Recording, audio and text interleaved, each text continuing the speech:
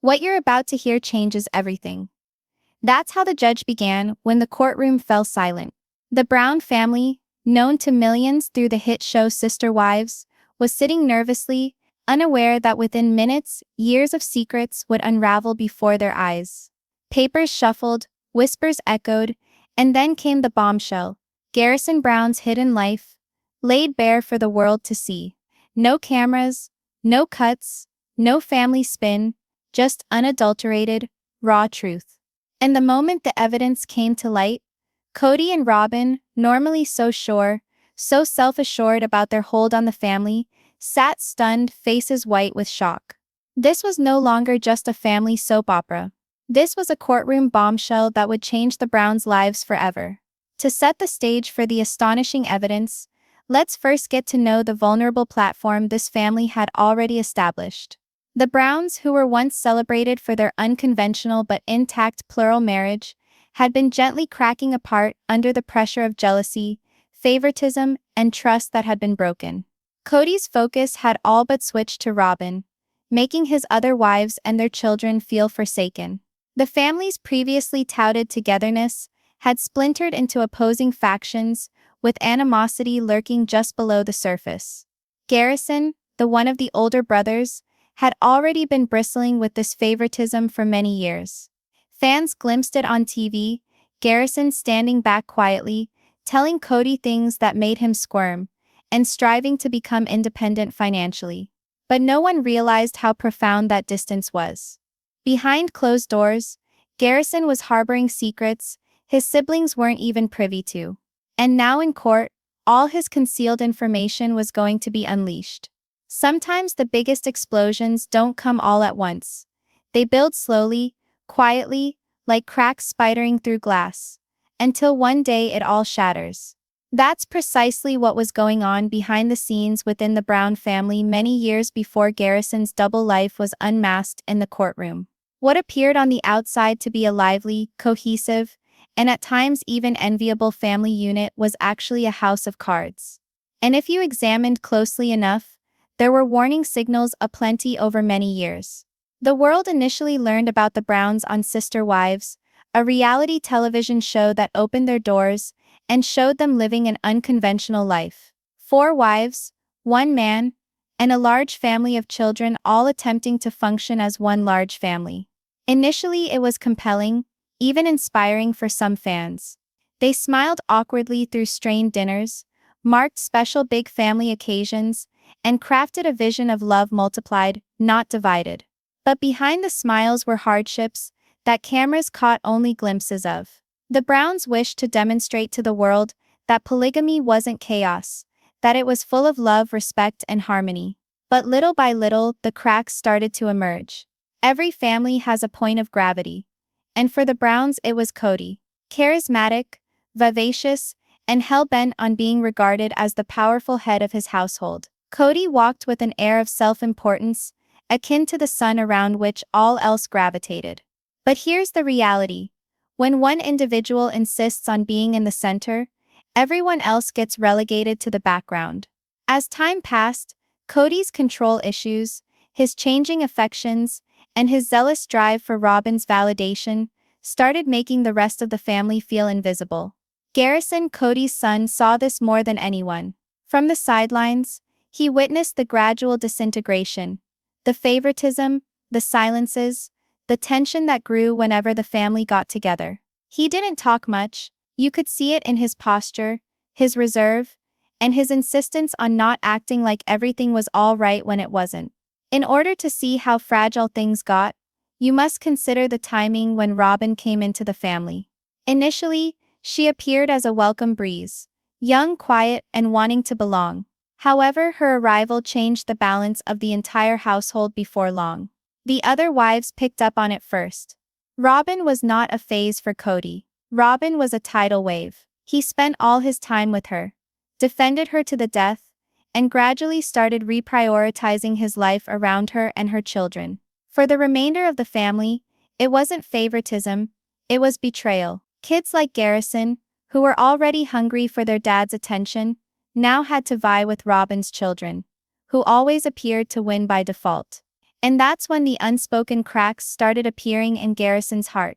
Garrison wasn't the loudest. He wasn't the most dramatic. He wasn't trying to fight or act out for attention. What he did instead was something much more revealing. He started to pull away. He found work, he began to save. He spent more and more time outside of the family house. And though on the surface it appeared to be mere independence, those who knew him understood it was more. It was survival. Think about being a son within a family of close to 20 children, all vying for every morsel of your dad's attention, when you discovered the game was crooked. No matter how hard you tried, you'd never be first priority. Not when Robyn and her kids had already staked their claim. Garrison created his own world, stealthily, delicately, out of the prying eyes of the cameras. What makes the story even more compelling is the fact that tension wasn't entirely veiled. Audiences caught some of it in fights on camera, in chilly silences during family meals, and in Kody's angry harangues about loyalty and obedience. There were times that Garrison and his siblings rebelled, accusing Kody of playing favorites. There were times that the other wives, Mary, Janelle, and Christine, expressed their fatigue, their hurt, their unspoken recognition that it wasn't equal. But here's the catch. Reality TV only presents pieces. The cameras turn off, and life goes on in ways audiences never get to see. Behind closed doors, the feelings were deeper, the fights cut deeper, and the silence heavier. That's the gap where Garrison existed, in the shadow of what audiences never got to see. Being ignored isn't merely infuriating. It's hurtful. For Garrison, it meant having questions no young man should have to grapple with. Am I enough? Why can't my father notice me? Why do I always feel second best? Those questions don't magically evaporate. They define you. They force you into paths you wouldn't otherwise tread. They compel you to forge secret lives, not because you are spiteful, but because you have to. Because when your voice is dismissed, sometimes the only thing left to do is to go quiet and construct a world on your own. And that's precisely what Garrison did. Over time, the Browns' solidarity further disintegrated. Christine departed. Mary went off in a different direction. Janelle became more aggressively defensive of her children. With each exit, Kody held on more tightly to Robyn, essentially doubling down on the decision that had destroyed the fractures in the process. For the kids, the split was painful, but also illuminating. They saw the favoritism more clearly than ever before. They saw which parent was present, and which parent was not. And they saw, too, that complaining often created more conflict than resolution. For Garrison, the message was unmistakable.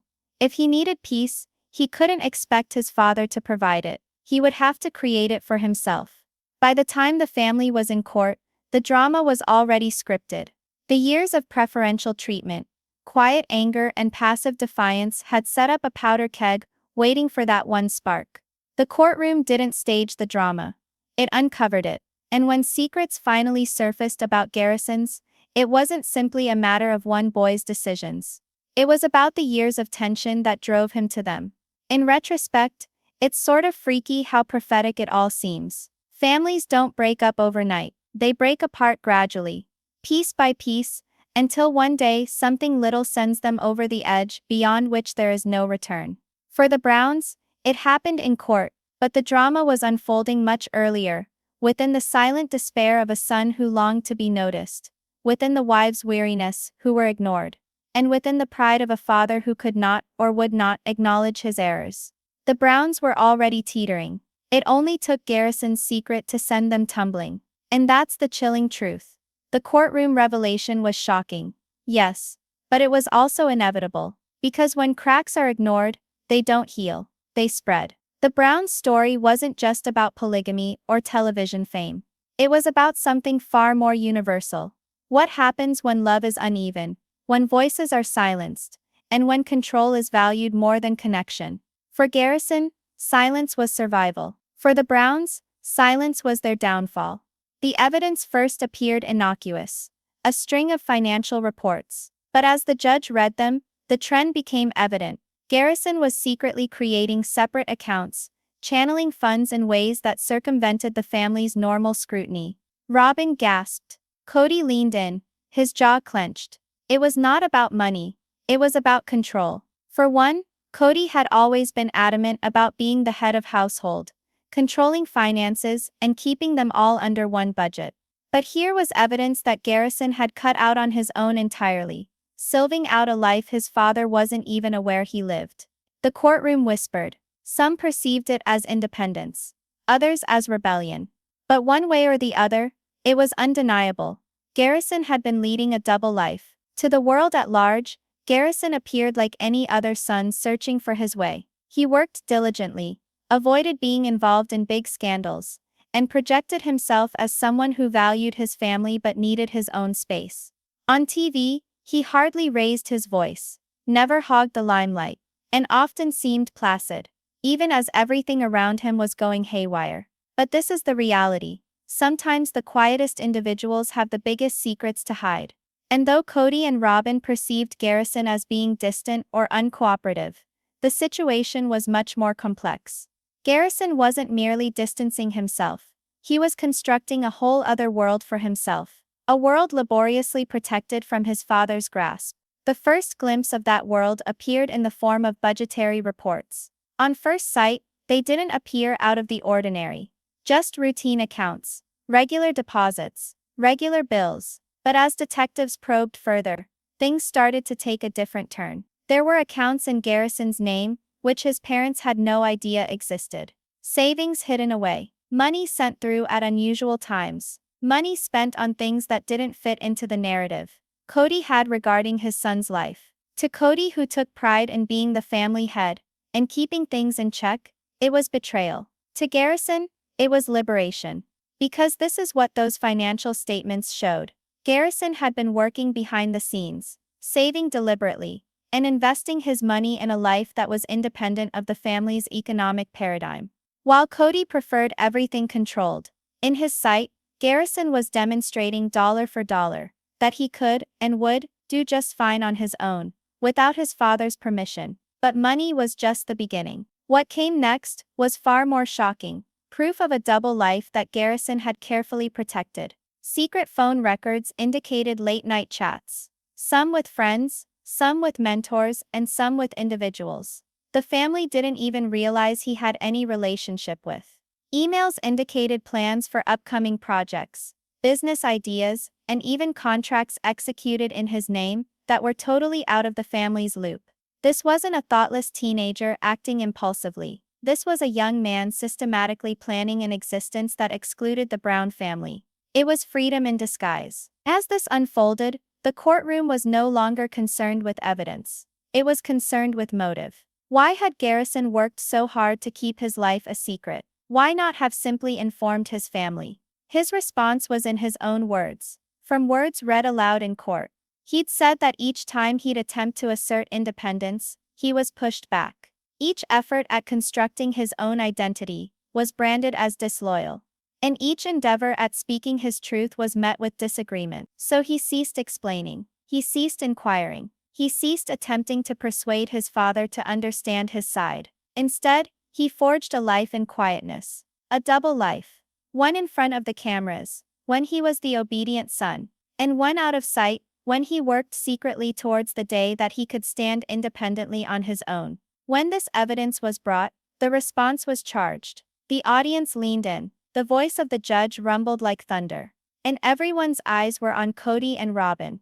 Kody's expression hardened, his jaw locking as if he could somehow refute what was on paper. Robyn squirmed, her eyes cutting, her lips pursed into a straight line.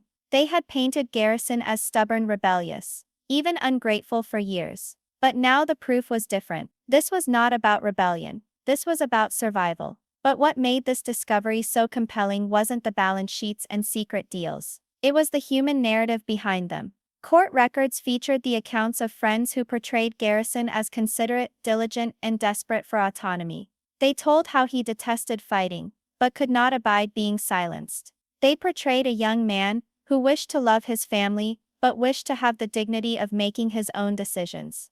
This was not the tale of a promiscuous youth. It was the tale of a grown man fighting for room within a family that gave him none. Nevertheless, leading a double life is not simple. And as the evidence made clear, Garrison lived with perpetual fear of being caught. Messages indicated his concern that if his father discovered what he was doing, everything he had worked for could be stripped from him, or even turned against him. That fear defined his decisions. It made him more reserved, more secretive, more intent on separating his two worlds. But it also left him more alone. Consider the weight of living with that secret day after day, smiling in family pictures, sitting quietly at parties, all while concealing a second existence just beneath the surface. In so many ways, Garrison's secret was never really about money, contracts, or messages. It was something deeper. The human desire to be independent. All children grow up in time. All adults desire to stand by themselves. But in the Brown family, being independent was equated to betrayal. To separate from Kody's authority wasn't merely leaving. It was merely regarded as a gesture of war. So Garrison's double life became symbolic. It wasn't just his story. It was the story of every child in that family who had ever felt trapped, overlooked, or suffocated by the system. By the time the court finished reviewing this evidence, the tension in the room was unbearable. The Browns' carefully maintained image of unity was unraveling in real time. The financial independence, the hidden messages, the double life, piece by piece. The truth tore the narrative. Kody and Robyn had labored so hard to manipulate apart. And yet, as the court session drew to a close with this first bombshell, everyone in that room knew one thing. This was only the tip of the iceberg. More secrets lay in wait. More revelations were in store. And the most crushing evidence was still to come. So here's the question. Was Garrison in the wrong for keeping his life a secret? Or was it the only means by which he could get through each day under the suffocating pressure of favoritism and domination? The circumstantial evidence presented him as not a monster, but as a survivor. A man who desired love, respect, and liberty, and who was forced to invent a secret life simply in order to locate them. And as surprising as that was, the court had not even shown the strongest piece of evidence yet. That was to come, in the letters that swept through the family like a hurricane. But for the moment, at least one truth was certain. Garrison Brown was not the compliant son his father would have liked him to be. He was something much more threatening to Kody's control. He was independent, and that independence altered everything. Then there were the shockers, private messages, dozens of them, taken from emails and personal conversations, that spelled out Garrison's inner thoughts regarding his family life. These letters expressed Garrison candidly the hurt of feeling ignored, the resentment of seeing Robyn's kids get attention, and the suffocating burden of attempting to live by Kody's standards. He expressed sleepless nights, feeling like a stranger in his own house, and hungering to create a future of his own. But the most devastating lines weren't about money or freedom. They were about love, or the lack of it. Garrison confessed that he felt invisible. Like no matter what he did, he could never earn his father's full respect. "It's like I'm competing in a game that's already rigged," he wrote in one message. When those words were spoken out loud in court, you could have heard a pin fall. Even Robyn, who was quick to come to Kody's defense, remained in stunned silence. When the judge initially read through the papers, Kody and Robyn didn't budge. Time appeared to stand still for a couple of seconds. The courtroom, which was abuzz with whispers mere moments before, became utterly silent. Robyn's eyes opened wide. Her mouth fell open, as if she meant to protest, but nothing emerged. She blinked furiously, her breathing stuttering, as if she couldn't quite believe what she was hearing. Kody, however, froze. His jaw clenched, his back straightened, his hands locked together in front of him on the table, whitened as he squeezed them together. It was the expression of a man who had lost himself, and who hated every moment of it. This heavy, oppressive silence spoke volumes more than any outburst possibly could, because sometimes when the truth corners you, there is nothing left to say. To see the weight of their response, you must grasp their past. For years, Kody and Robyn had pushed back against charges of favoritism and control. Whenever the other wives complained of being ignored, Kody introduced it as misunderstanding. Whenever the kids got frustrated, Robyn said they just misread their father's motives. It was a pattern: deny, deflect, defend. But today, the courtroom took that away. They could no longer deny records of money. They could no longer deflect personal letters. They could no longer defend favoritism that was in Garrison's own words. The truth was irrepressible. And for individuals who had constructed their image on being able to control the story, that lack of control devastated them. Robyn was always the emotional one. The crying wife, the one who said her heart broke for the splits in the family. But in court, tears held another kind of weight. She fought to keep them back at first, blinking hard as her eyes welled up. Then her lips shook, and next thing she knew, silent tears were dripping down. She wiped at her face with a tissue, shaking her hands. But these tears were not greeted with sympathy that she might have anticipated.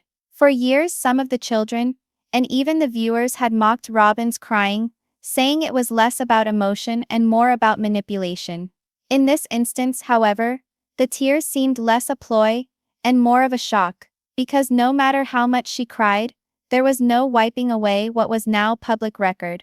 While Robyn cried, the reaction of Kody was different, his face furrowed, his jaw firming, his eyes cut, shifting from the judge to the papers to his son in the room. For a man accustomed to being in control, losing it was intolerable. Kody wasn't surprised. He was angry. Angry that his son had outsmarted him. Angry that the truth had come out in an environment he couldn't manipulate. Angry that for once, his voice wasn't the one that commanded attention. Witnesses would go on to say that his face was one of boiling rage. But this is what's interesting. He couldn't let it out. Not in court. Not in front of the judge. Not with the world watching. So the rage remained pent up, smoldering under the surface, visible only in the clench of his fists and twitch of his jaw. It was perhaps the most revealing moment in the silent standoff between Robyn and Kody. As the judge went on reading, Robyn shifted her gaze slightly toward Kody, her eyes brimming with tears, asking his face for some assurance. But she found nothing but stone. Kody did not glance at her. His eyes remained fixed on the table, as if it was simpler to avoid looking at her rather than confronting the tempest that they both were in. It was a fleeting moment, but one that said a great deal. For years Robyn had been Kody's anchor, his comfort, his favorite. But in that courtroom, even their relationship strained under the duress of irrefutable fact. The judge, battle-hardened and even-tempered, didn't flinch from their emotions. Rather, the facts were presented matter-of-factly, without hesitation, without compassion. It was a reminder that in courtrooms, emotion can't trump fact. But for the audience, the contrast was stark. On one hand, the frigid authority of documents, contracts, and letters. On the other, the unspooling dignity of two individuals who had always thought they were master of the narrative. The manner in which Kody and Robyn responded said more than shock. It said everything about the fissures in their authority. For decades, they maintained the children were just confused, the wives hysterical, the critics unreasonable. But in the courtroom, something unmistakable was revealed. The children weren't lying. The wives weren't overstating. The critics weren't seeing things. The favoritism was genuine. The neglect was genuine. The control was genuine.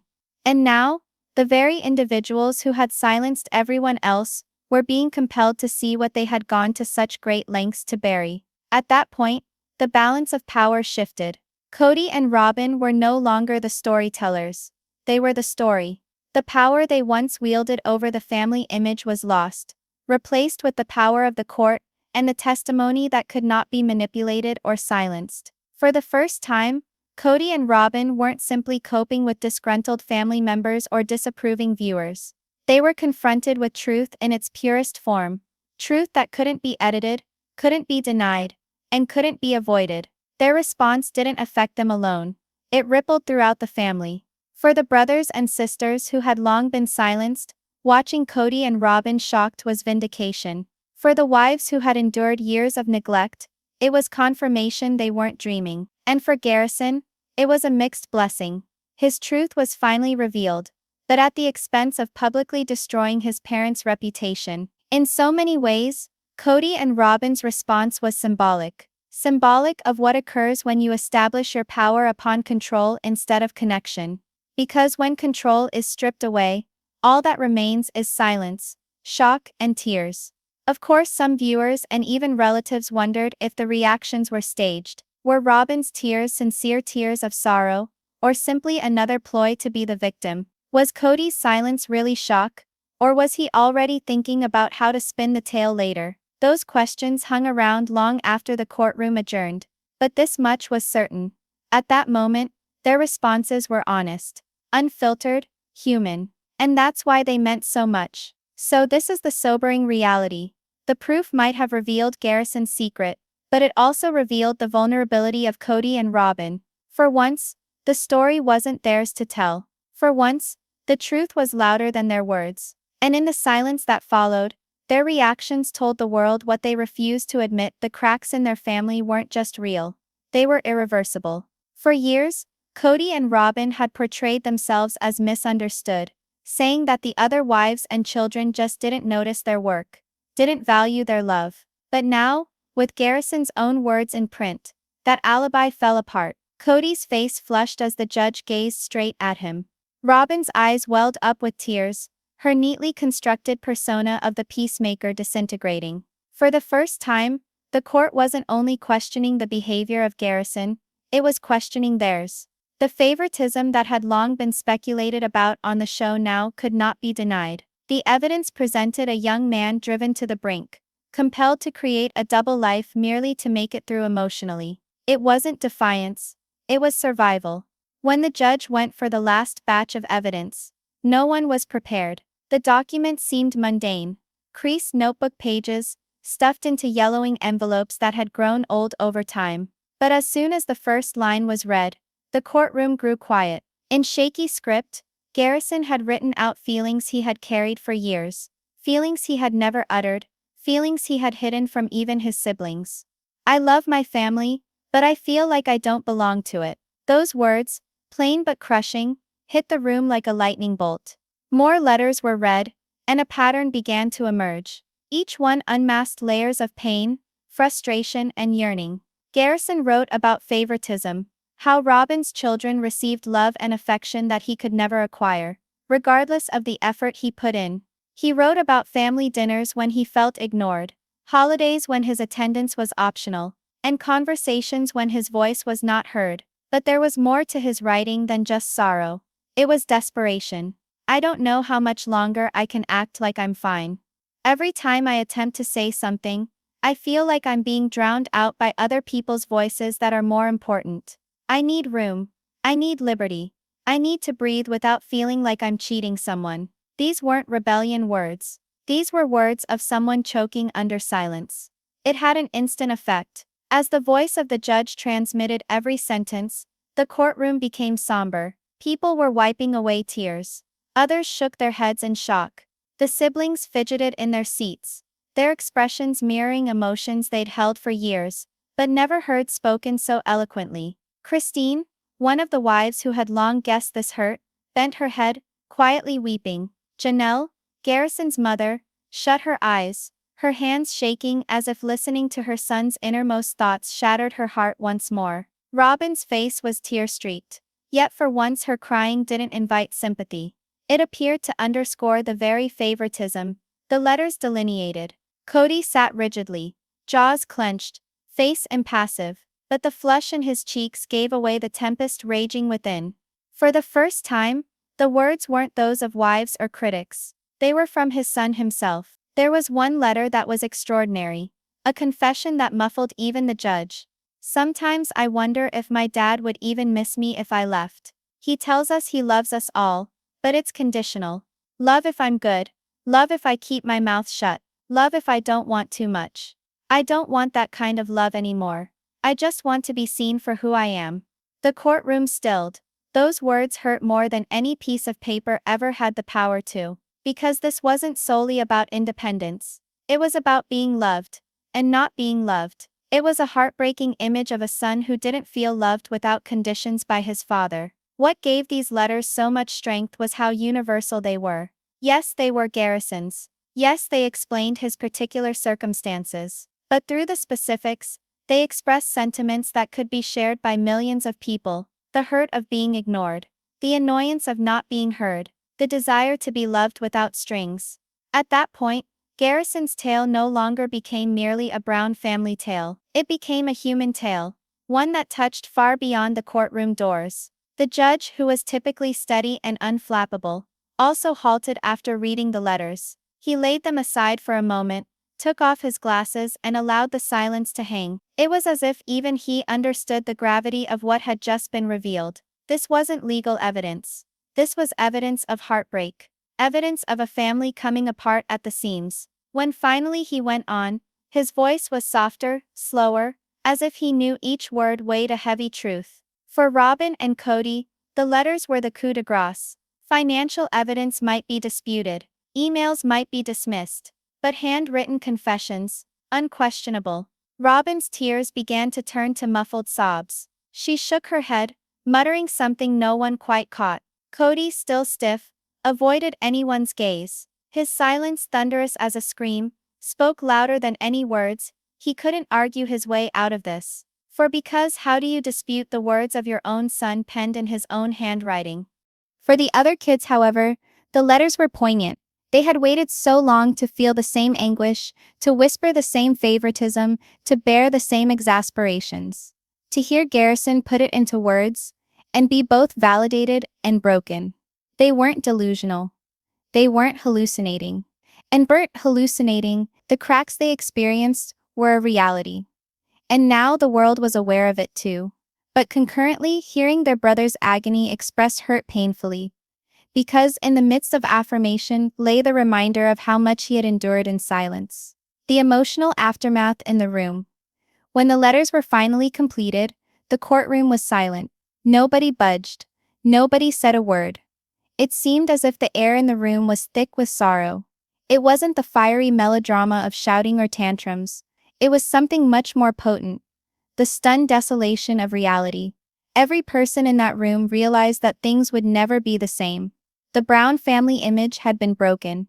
The myth of unity, shattered. And the father-son relationship between Kody and Garrison, if there ever was one, was shattered before everyone's eyes. Ultimately, the last piece of evidence revealed something profound. Words do matter. Words penned in the dead of night, never intended for the public eye, can sometimes speak truth more effectively than a lifetime of conversation. Garrison's letters were his voice, when nobody would hear him, his means of survival when silence was all that was left. And ironically, those same letters became the loudest voice in the courtroom. And that was the crushing force of the last evidence. It wasn't a scandal or an uprising. It was a truth. A truth that revealed pain in a son. A truth that revealed cracks in a father's love. A truth that pushed everyone, family, fans, and even the Browns themselves, to face the reality they had so long denied. The letters were penned in secret, but once spoken aloud, they were impossible to ignore.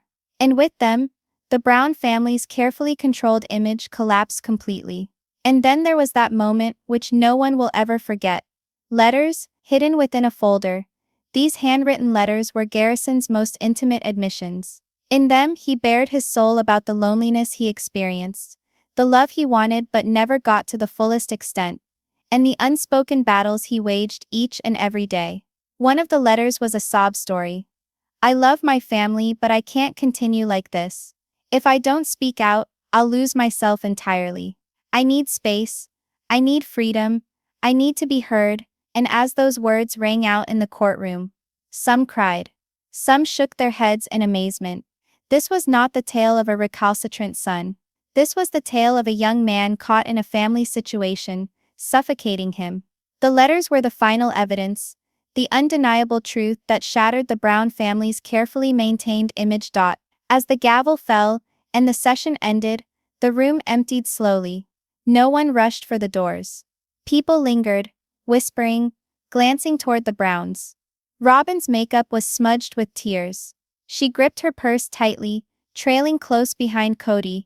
Her crying had stopped, but her face was the telltale sign of exhaustion that follows collapse. Kody, by contrast, was as hard as stone. His jaw clenched, his eyes fixed straight ahead. He said nothing to the reporters, nothing to the cameras waiting outside. His silence was not peace.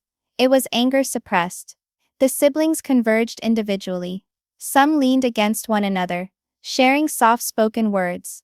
Others stood by themselves, deep in thought. It was obvious, Whereas the court proceeding had closed, the emotional tempest had barely started. The wives, Christine, Janelle, and Mary, responded the way their torn relationships indicated. Christine was visibly shaken. She had long suspected Garrison had secrets of hidden pain, but to hear it confirmed in such unflinching detail shattered her heart. As she departed from the courtroom, she leaned over to a friend and whispered, "No child should ever feel invisible." Chanel, Garrison's mom, was shattered. She knew her boy struggled, but she had no idea how deep the scars were. The letters cycled through her head. Time and again, she couldn't help but ask herself, could I have done more? Could I have kept him safe? Mary, usually on the periphery of family, was serious. She didn't weep, but her face was weighed down by contemplation. For years she herself had been ignored, dismissed. Garrison's words were eerily recognizable. Their split responses indicated the reality. The family wasn't together in this wake. They weren't one unit looking out for one another. They were shreds of a former common life, each with their own loss. Later that night, the brothers and sister convened without Robyn and Kody. For the first time in years, they opened up about what they'd heard. A few of them confessed that they weren't surprised. They had experienced the same favoritism, the same abandonment, the same yearning for absolute love. Others admitted that they hadn't known how deeply Garrison had suffered, that his hurt went much deeper than they thought. There was also anger. Anger at Kody for not listening, anger at Robyn for getting more, and others getting less. But most of all, sadness, because in Garrison's own words, they saw echoes of themselves. One of the siblings whispered, "We all wrote those letters in our hearts. He was just the only one brave enough to put them on paper." Beyond the family, the public response was explosive. News media made headlines out of the collapse of the Brown family. Social media exploded with samples from the courtroom, especially the tear-inducing lines from Garrison's letters. People who had been Brown's fans for years were outraged, upset, and vindicated by what they learned. They had long suspected the favoritism. They had stood up for the children when they protested.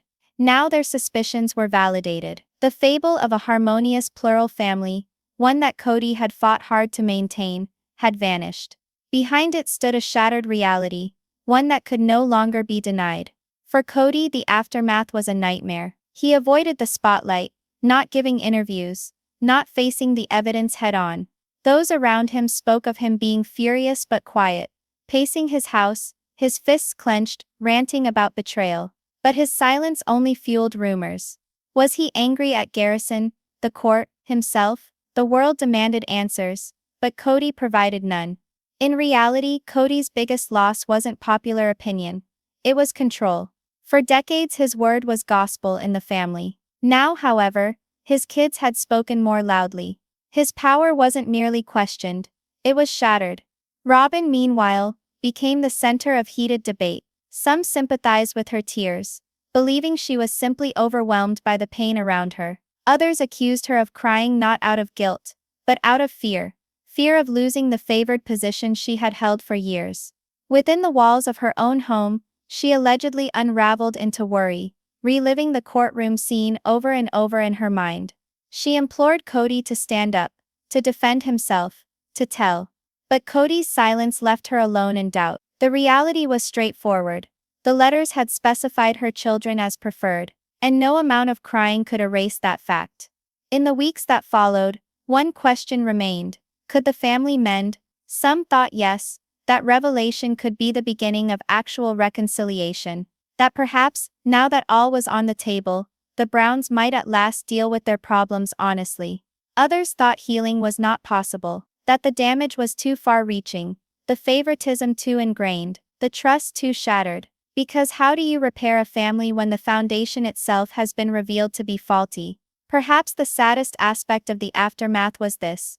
Garrison did not mean for his letters to be evidence. He never wrote them for cameras, for courtrooms, or headlines. He wrote them for himself, to live, to cope, to survive. But in being revealed, his personal words became something greater.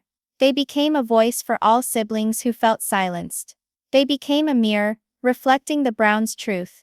And they became a legacy, a searing reminder that silence can be greater than shouting. As weeks went by, the Browns had decisions to make. Would they accept the truth, or remain in denial? Would they stretch out to each other, or back away into opposite corners? The fact was, the family was at a crossroads. The road to reconciliation was there, but only if they had the courage to confront pain. The road to enduring separation was there, a family broken forever by secrets disclosed too late. And as the world wondered, only the Browns themselves had the power to choose which direction to go. For audiences, the aftermath left more than rumor. It ignited discussions in living rooms across the globe. Parents questioned themselves, do my children feel seen? Do they feel loved without condition? Children whispered to one another, that's how I feel too. The Browns' downfall wasn't entertainment, it was a warning. A reminder that love shouldn't be a condition, that favoritism scars, and that silence kills more than shouting ever would. And so, the fallout wasn't about rulings in court or news headlines. It was about a family left in tatters, trying to find its balance in the ash of truth. The proof had been given.